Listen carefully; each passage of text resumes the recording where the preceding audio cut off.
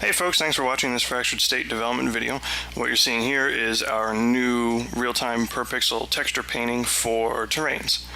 If you've seen some of our old blog posts, you'll know that the old method that we had for this was more of a quad-based, cell-based approach where you were painting each individual cell on the map.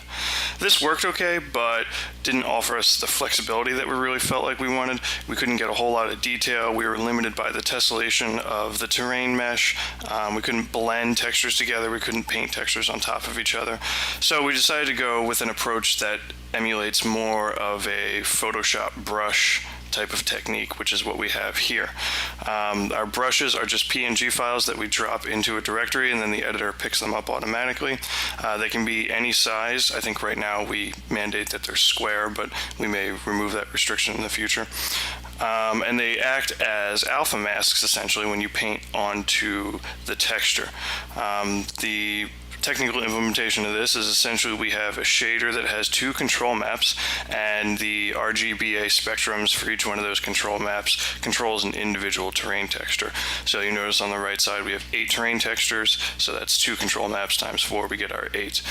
If we wanted to increase sort of the fidelity of the options here, we could add another control map and get an additional 4, but with each one obviously we add some performance costs to that, so this seems to be a pretty good balance between being performant and giving the map makers a lot of options here.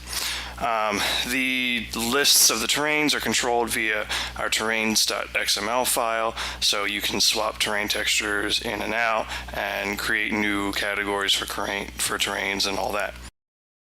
So our hope is that this system is a lot more flexible for map makers. It's a lot more intuitive. We can have folks creating custom terrain brushes, and we'll offer those as downloads. I think in the future what we'll do is categorize the brushes based on, the directory structure inside the editor data directory, so that we don't have a million different brushes kind of spanning out across all over the place in the editor. So that's all for this time. Thanks for watching. Don't forget you can follow our progress at fracturedstate.net, or you can follow me on Twitter at ThisIsKelso. Thanks again.